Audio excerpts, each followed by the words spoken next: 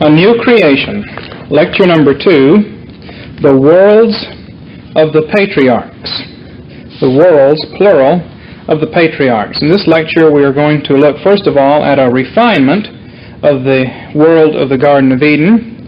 Hopefully after the preceding lecture you have a fairly good grasp of the fundamental world model, but we need to make a refinement on it now, add a few details that we passed over in the previous tape. Then we will look briefly at the ark as a world model, the Ark of Noah, and then we will look at the new heavens and earth that came into being after the flood and the destruction of the first heavens and earth. Remember that we have seen that the expression heavens and earth has both a cosmic and a political significance.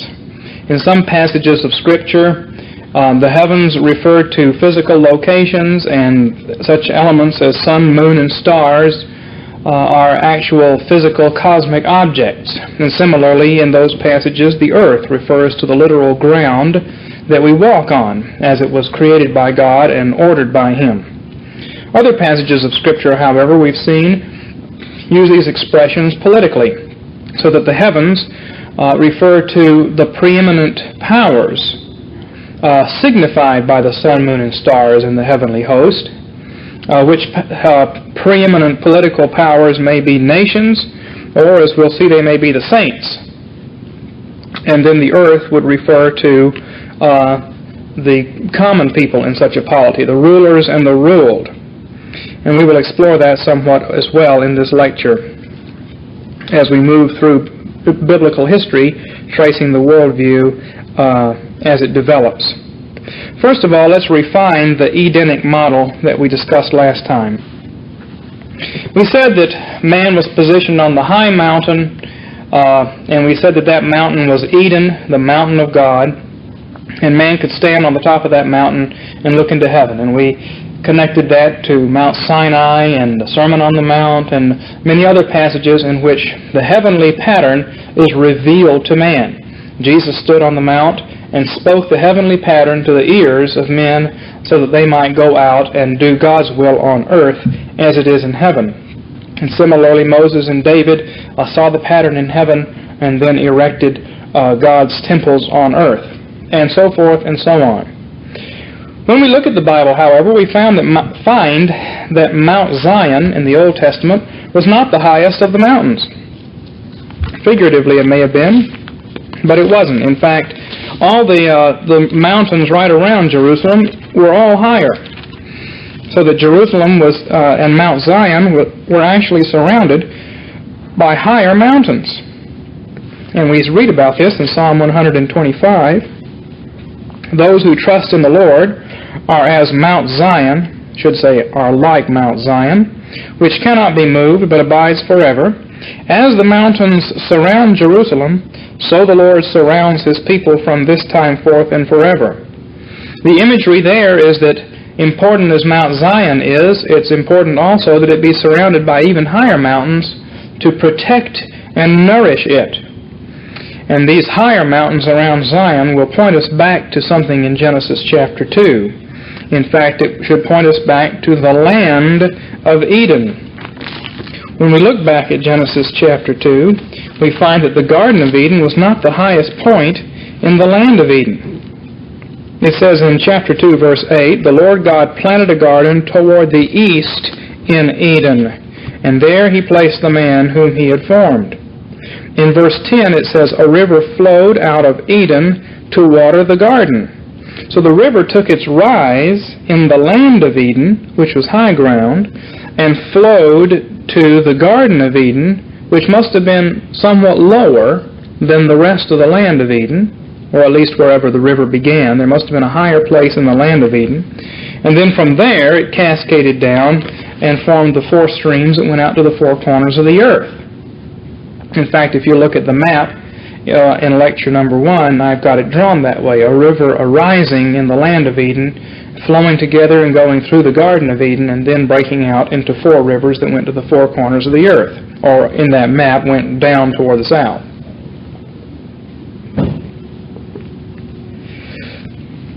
Now, That's the information we wanted to get before us here, that there's a distinction between the Garden of Eden and the land of Eden. And there's a distinction between the symbolic height of God's holy mountain and its literal height in terms of the imagery of the Bible. There are other places that speak of Zion as beautiful in its elevation. For instance, Psalm 48, without comparing it to any place else, says, "Great is the Lord and greatly to be praised in the city of our God, His holy mountain, beautiful in elevation. The joy of the whole earth is Mount Zion in the far north." Well, Zion is actually not in the far north. That is a figure that reminds us of Eden, which apparently was in the far north. And apparently Mount Zion is not the highest of the mountains. But here again, in a figure, it's said to be beautiful or superlative in elevation. So while it's not really in the far north and it's not really the highest mountain, the eye of faith discerns that even in its lowly estate, Mount Zion is the greatest of all mountains, and it is the most far north in the sense of being like the Garden of Eden. Isaiah chapter 2, verse 2 says that someday Mount Zion will be the greatest of the mountains and everyone will see it. In the last days, he says, the mountain of the house of the Lord will be established as the chief of the mountains and will be raised above the hills, and all the nations will stream to it. So there's a symbolic height, and in terms of symbolism, Zion is the highest. But then there's another symbolic figure in which the mountains around Zion protect it and nourish it, just as the Lord surrounds His people and protects and nourishes them. Now, it's not possible to put those two symbolic pictures together, and we have to understand that symbolism is flexible and be open to the various avenues that God has of communicating His imagery and truth to us. By distinguishing between the land of Eden and the Garden of Eden, we can distinguish between three environments on the earth. We have the earthly sanctuary that corresponds to the heavenly sanctuary of heaven itself, the earthly sanctuary being the Garden of Eden. That is the place of worship. It's the place where the tree of life and the tree of knowledge are found. It's the place where God meets man and man meets God. And it's the place that Adam and Eve were kicked out of because of their sin. That's the earthly sanctuary. The second environment, the land of Eden, we can call home. Home is the place where you rest. It's the place where you have your family. The land of Eden was already somewhat developed when Adam and Eve were placed there, and it would be a home for them. The garden would be their church, their sanctuary, and the land of Eden would be their home. And then the third environment is the world. The world is where they would expand into. It's the place where dominion would be exercised. So they would live at home, worship in the sanctuary, and then labor to bring the world to its fruition by following the rivers out and extending the Edenic pattern. And they could plant various sanctuaries along the way as they went, as each new land, the land of Havilah. For instance, let's assume that Adam's descendants had gone and made the land of Havilah into a home. Well, then they would have planted a garden in Havilah, and that garden would have been the Garden of Havilah, just as there was a Garden of Eden, and it would have been a new sanctuary, an earthly sanctuary, an image of heaven on the earth. Now, it's important for us to notice the order of creation. Genesis 1 tells us that God made the world, and then He began to develop the world. The world was made first. Then the home was made, because we find that there was the land of Eden, and then the earthly sanctuary was made, third and last. Now this might seem like a strange thing to us in that we've said the influences flow from heaven to the earth, and the influences flow from the sanctuary out into the world as the four rivers go out to the ends of the earth. That's all very true, but it's also true that even when those rivers are blocked off, there is always a heavenly sanctuary. And the heavenly sanctuary exists before the earthly sanctuary does. That is, heaven was created, and heaven is the sanctuary even when there is no sanctuary on earth. To make it very simple, even if we didn't have any church buildings to go to, we can still worship God. And while the sanctuary in the Old Testament was more than just a church building, it was at least that. And even if we don't have church buildings, we can worship God. After Christianity has been in a society for a while, then you get church buildings. And that is a pattern that we'll see followed in the Bible. First of all, God made the world itself, then He made a home for man, and then He made an earthly sanctuary where He would meet with man. And all along, the heavenly sanctuary was there as the pattern. Heaven was the pattern for the world. Heaven is the pattern in a somewhat different way for the home. And heaven is a pattern in yet a third different way for the earthly sanctuary. But the heavenly sanctuary is always there, positioned above the world. Now we can see that in diagrams 7 and 8. Diagram 7 gives us the three spheres of the world, and diagram 8 shows the heavenly sanctuary as a pattern for each of the three earthly environments. Three earthly environments, each picturing in a somewhat different way the heavenly pattern.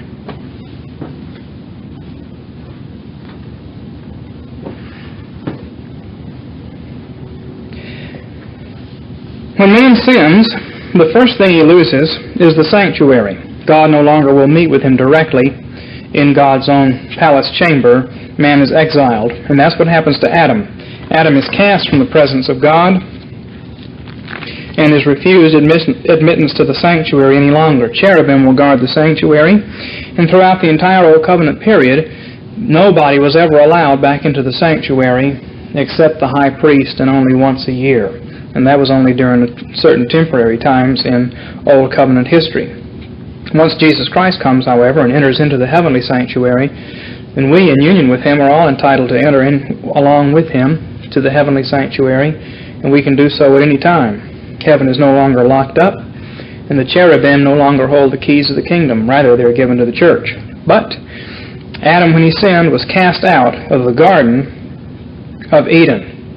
He wasn't cast out of the land of Eden, and apparently he still lived there. We read that Cain and Abel brought their sacrifices to the Lord, and certainly this, by analogy to later scriptures, this would mean they brought it to the doorway of the Garden of Eden, where the cherubim were.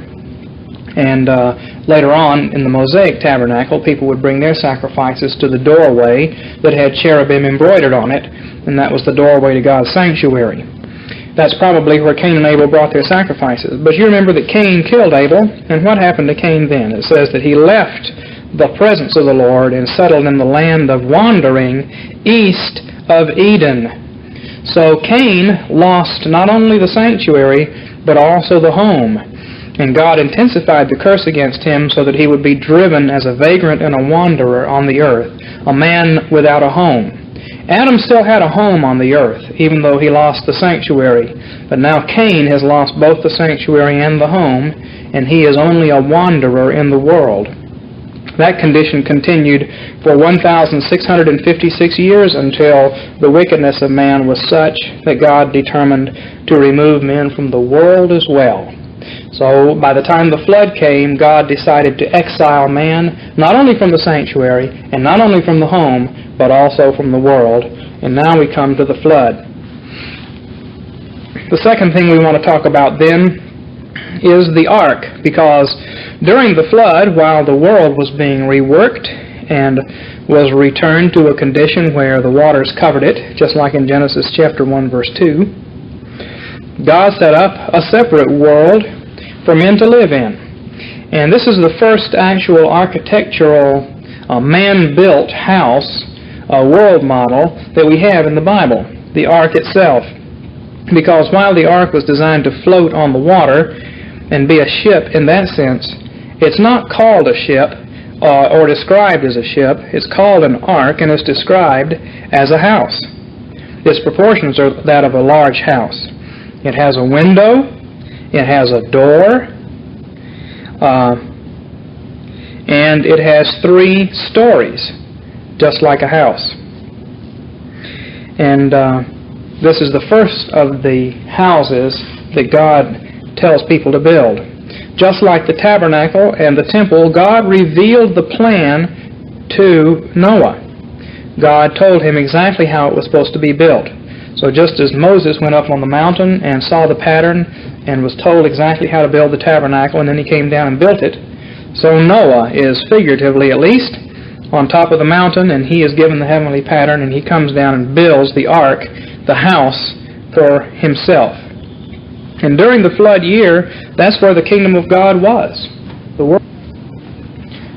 The world itself was covered with water and was being reworked by the angels into a new place for man. And the kingdom was in the ark, which was like a house.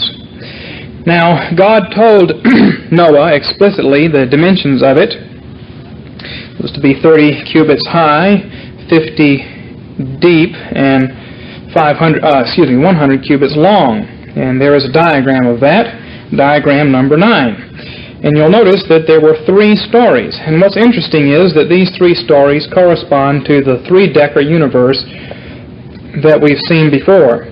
And in fact, although Adam was not told to put animals in the middle story and birds on the top story and creeping things on the bottom story, yet every time God spoke to him, and every time the Bible speaks about the animals that went into the ark, it uses these 3 categories. In chapter 6, verse 20, birds after their kind, of animals after their kind, of every creeping thing on the ground after its kind. Chapter 7, verse 14, they and every beast after its kind, all the cattle after their kind, every creeping thing that creeps on the earth after its kind, and every bird after its kind. Well, okay, you've got 4 categories there, the beasts of the field and then the domestic animals. But basically the 3 zones are there. Okay, similarly you've got the 3 basic categories with a division between cattle and beasts in verse 21. But looking back at 8:17, bring out with you every living thing of all flesh that's with you, birds and animals and every creeping thing that creeps on the earth. Verse 19, every beast, every creeping thing, and every bird, everything that moves on all the earth went out by their families from the ark. These are the 3 categories in the world. I might add, the verses that speak of the beasts and the cattle have reference to the fact that of clean animals, they took 7 pairs, whereas of unclean animals, they only took 2 pairs. That's in chapter 7, verse 2. You shall take with you of every clean animal 7 pair, a male and a female, and of animals that are not clean, that is, beasts of the field, just a male and a female. So, when we allow for the distinction between clean and unclean animals, we have the 3 zones of the world, the heavens above, the earth beneath, and the waters under the earth. It's possible that the creeping things are in this lower category because they swarm in the ground and burrow down into the ground and thus are under the earth in that sense. The creeping things are rodents, lizards, and insects.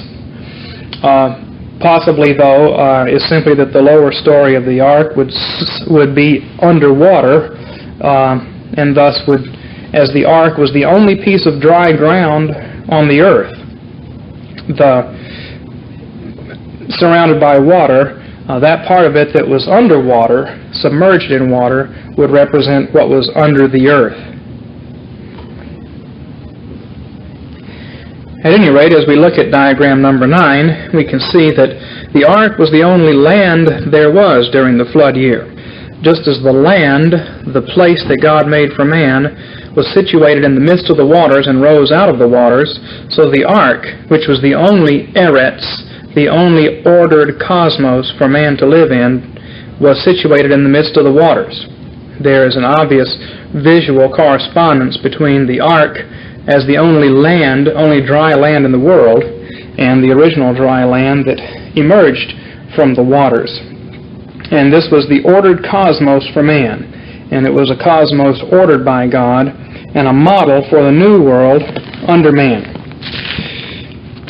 Commenting on the flood, 2 Peter chapter 3 states that the world at that time was destroyed, being flooded with water. And then he says the present heavens and earth by his word are being reserved for fire. Usually it's assumed that the present heavens and earth began right after the flood. I will be arguing in the course of these lectures that that may not be the case at all, that we actually have a succession of heavens and earth in the Bible, in the Old Testament, and probably the heavens and earth, the present heavens and earth that Peter refers to began at the time of the exile, when there was a new structuring of the world. We'll get to that. But the first heavens and earth was destroyed by the flood, and that made possible a new heavens and earth, a new world after the flood. And so we come now, third, to Noah. Noah comes out of the ark and brings with him God's pattern for the world. A pattern that was given in Genesis 1, a pattern that was found in the design of the ark itself as a cosmic model. And now Noah, as the agent of heavenization, the new Adam, will bring this to the world. The ark stops on Mount Ararat in the far north, probably the same general location as the Garden of Eden, and the new world begins. Now when God made the world to start with, the first thing He did was make the wider world, and then He made a home, and then He built a sanctuary. And the first thing that we read after the flood, in terms of the recreation of the world, is not the building of a sanctuary, nor actually a planting of an Eden, but rather the structuring of the world. And that's in Genesis chapter 10, where we have the 70 nations of the world as they descended from Noah. And there we have the new world as it's set out. When we get to Abraham, we will have the development of the home, a land of Eden, and when we get to Moses, and it will take us all the way to Moses and to the end of Joshua to see the full establishment of a sanctuary in that land. And so the rebuilding of the world is going to be a much longer process than the original 6 days that the first world was built. Well, we are in a new heavens and a new earth. And as I am setting this out, it makes the most sense to me to see a new heavens and new earth existing from the time of Noah until the call of Abraham, and then a new heavens and earth established with Abraham and continuing down to Moses, and then yet another new heavens and earth established then. And we'll see why I'm willing to use this language, even though it's not found in the book of Genesis itself. Remember that heavens and earth not only have to do with the cosmic structuring of things, but also with the political, religious structuring of the world. Now, what is this second heavens and earth that exists after the flood? Well, it has the 70 nations of the world. It has no particular home for God's people, and it has no sanctuary.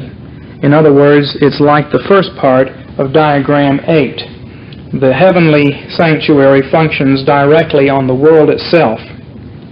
And during this period, we have Noah and the family of Shem wandering the earth with no particular home for God's people, but ministering here and there.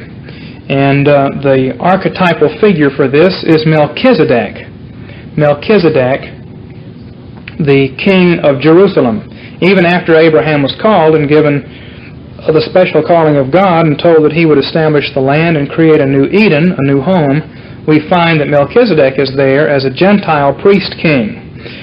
And these Gentile priest kings, as they ruled in various places in the earth, either ruling as righteous men under God or as wicked men in apostasy, that was the polity, the heavens and earth of the period between Noah and Abraham.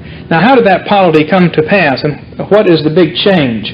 If we look at diagram number 10, we can see that before the flood, the heavens were the mighty men of old, men of renown, who ruled the world before the flood. They are referred to in chapter 6, verse 6. The Nephilim were on the earth in those days, when the sons of God came into the daughters of men. And they were mighty men of old, men of renown. In other words, they were the powers. They were the sun, moon, and stars. They were the heavens. And those which were on the earth, those which were ruled over, those who were ruled over by the mighty men, the Nephilim, were the righteous. They were the earth. They were below. And there was no home for the righteous, no establishment of any sort. The sons of God had fallen away and married the daughters of men, and the line of Seth had become corrupted, and therefore there was nothing left even of the land of Eden. Now, after the flood, we see that there is an attempt to reestablish this one world order, one world pagan order based on power. And the inheritor of the principle of the Nephilim, of the mighty men, is Nimrod. Nimrod, who founded, according to Genesis 10, Nimrod, the mighty hunter before the Lord. And Genesis 10, verse 10 says that he founded both Babel and Erech and Akkad and Calneh in the land of Shinar, and then he went forth and founded Nineveh in Assyria. So the two great cities of the Old Testament that oppressed the people of God later on, both Babylon and Nineveh, are founded by this man Nimrod. And in chapter 11, we see the story of Babel and why Nimrod left off building Babylon and went on down to Assyria to start Nineveh. And it's the story of the Tower of Babel, the story with which you're doubtless familiar. But what's going on in the story of the Tower of Babel is an attempt to rebuild the old heavens and earth from before the flood. And what Nimrod wanted was a one-world power state with himself as the captain, as a Nephilim, ruling over the people of God. And when God saw that they were attempting to do this and build their tower and build their counterfeit world, He said, "Behold, the people are united, they have the same principles, and what they begin to do now, nothing will be withheld from them." And so God scattered their speech and defeated Nimrod and said that there would be no one-world pagan order ever again. Rather,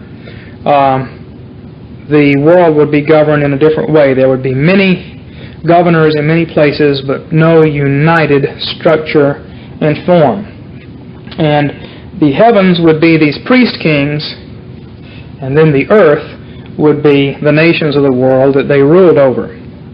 And there were godly priest kings, and there were ungodly priest kings, but we move into an age of city-states that will endure for quite some time. That is the heavens and the earth that came into existence with Noah. And it endured for a while, but it didn't last terribly long because, with a few exceptions, the world began to lapse into apostasy. And so God took stock and introduced a new heavens and a new earth by calling Abraham out of Ur and establishing Abraham in the land and saying that he would make the land of the land of Canaan into a new Eden for his people. Please turn the tape over at this point.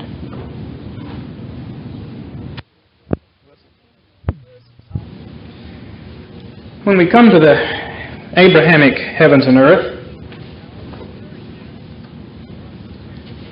we want to notice particularly some of the language that God used with regard to Abraham.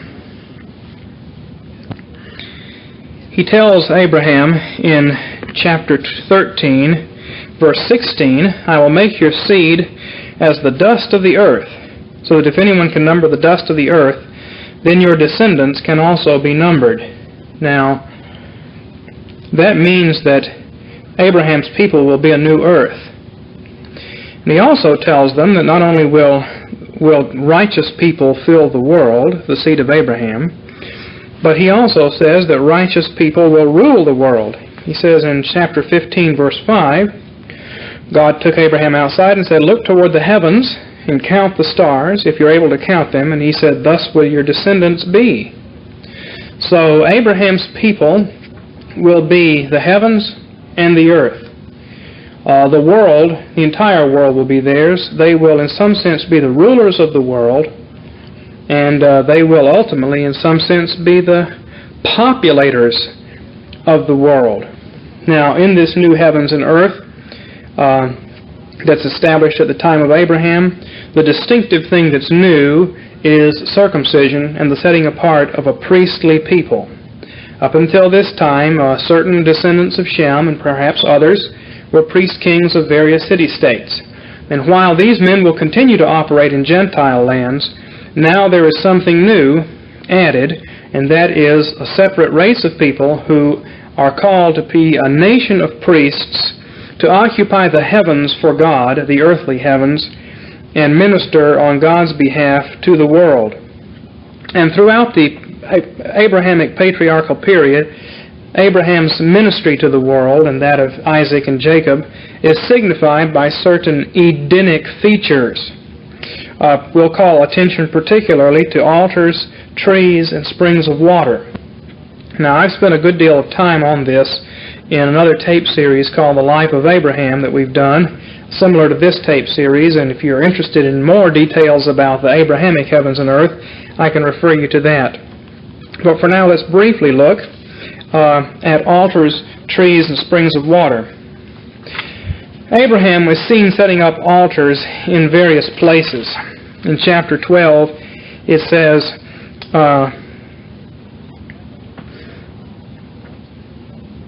in verse 7, Lord appeared to Abram and said, to your descendants I will give this land. So he built an altar there and to the Lord who had appeared to him. And then he proceeded from there to the mountain on the east of Bethel. We got a mountain theme. And pitched his tent with Bethel on the west and Ai, and built an altar to the Lord and called on the name of the Lord. And then chapter 13, verse 4, he returns to the place of the altar that had been there formerly and called on the name of the Lord. So we see Abraham going around setting up altars, establishing worship in key places in the land. If we were to study this out, we would see that these places that Abraham puts altars are little tokens of conquest. He puts them at Bethel, at Hebron, and at Shechem. And later on, when Joshua conquers the land, these are the three key places that he will hit, and they will become important places in history later on. So this is worship, and worship of God is established as the first stage of conquest of the land. Now, an altar, since we're looking at worldview here rather than evangelism in this particular series, an altar is a mound of stone or dirt. It's a miniature pillar or pyramid. It's a little holy mountain. It's a ladder to heaven, and so it's a place where heaven and earth join. If you want to approach God, you approach Him at an altar, and that's where you meet God. It's where heaven and earth joins.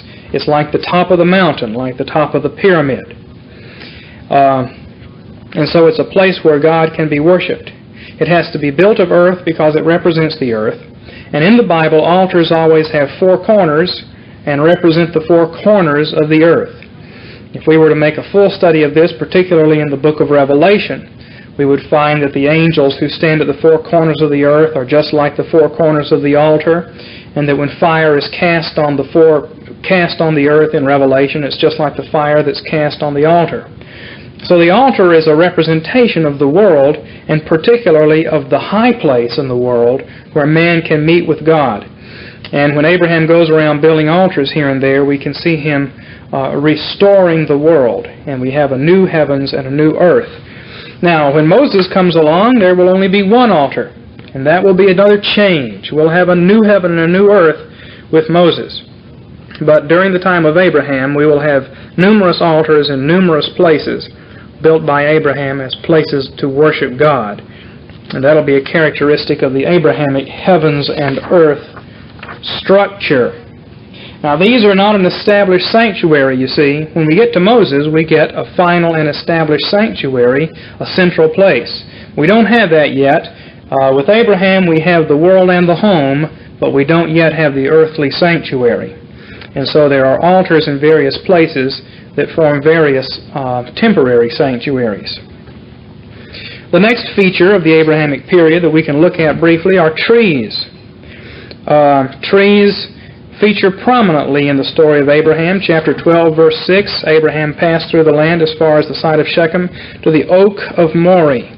Chapter 13, verse 18, Abraham moved his tent and dwelt by the oaks of Mamre in Hebron and built an altar to the Lord. Chapter 14, verse 13, fugitive came and told Abraham the Eberite he was living by the oaks of Mamre the Amorite, and so forth. In Genesis 18, verse 4, Abraham says to the three men who visit him, wash your feet and rest under the tree. And so they ate under the tree. Well, living under trees reminds us of the Garden of Eden, or the land of Eden itself. And it's a provision for man, a shade from the sun, a beautiful thing. Trees are beautiful, we're told. Eve saw every tree that it was the tree that it was good for food and a delight for the eyes. And these trees are reminders of the garden. And so we have a new world with altars and trees. One final thing to point out that reminds us of the original Edenic world, since we don't have a symbolic sanctuary, are the springs of water. And these are highlighted in the story of Isaac, which occurs during the same period, during the Abrahamic heavens and earth. If we look at Isaac's life in Genesis 26, verse 18, Isaac dug again the wells of water that had been dug in the days of his father Abraham, for the Philistines had stopped them up.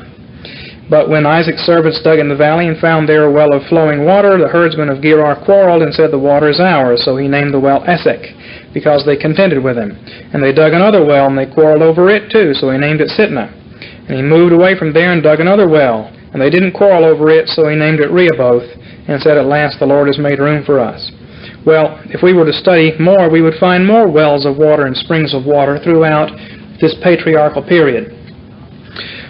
The reason I'm calling attention to these things is that when we get to Moses, we will find the tabernacle provides us a symbolic world.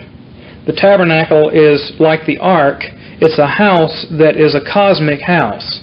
And it has in it a laver of water and a tree and showbread and various features, one of each, positioned in a certain way as symbolic of the world. But before this happens, we have the Abrahamic period where these symbols exist out under the open sky. Instead of having these symbols of the world stuck inside of a representative cosmos called the tabernacle with a blue curtain over the top representing the sky, Abraham and Isaac and Jacob, they lived in an open-air tabernacle with the blue sky above as the ceiling, and numerous altars and numerous springs of water and numerous trees scattered around. This was the configuration of the heavens and the earth at that time. And all of these things were reminders of God's graciousness to them, just as they were pictures of God's graciousness to Adam in the first place. What was new about the Abrahamic world was circumcision, the distinction between Jew and Gentile, and the ministry of the Jews to the Gentiles. Abraham the Hebrew and his descendants were supposed to dig up wells of water to provide water for the heathen. They were supposed to build altars to lead the heathen in worship. They were supposed to plant trees in order to provide shade and blessings and food for the heathen. And in the case of Joseph, Joseph will be one who feeds bread to the entire world. All of these are features that are found symbolized later on in the Mosaic tabernacle, but during the patriarchal heavens and earth, they exist under the open sky. So let's review very briefly what we've seen in terms of the worlds of the patriarchs. We saw that before the flood, man was cast out of the Garden of Eden, out of the earthly sanctuary, and then cast out of his home, and finally the human race was cast out of the world as a whole, and the world was remade. During the flood, there was a cosmos for man, which was enclosed in the ark, which was like a house, like the tabernacle later on, a cosmic house. After the flood, we have a new heavens and a new earth, a whole series of them. And the first one is the Noachic heavens and earth. It's a period of time in which there are various priest kings ruling in the heavenlies, so to speak, ruling over the earth. Some of them are righteous men like Melchizedek or Jethro later on. Many of them are unrighteous men, and the world doesn't seem to be working very well. Heaven is impressing itself on the world, but there is no special home. And so we have yet a new heavens and a new earth come into existence with Abraham. In Abraham's time, God begins to provide a home for a special group of people.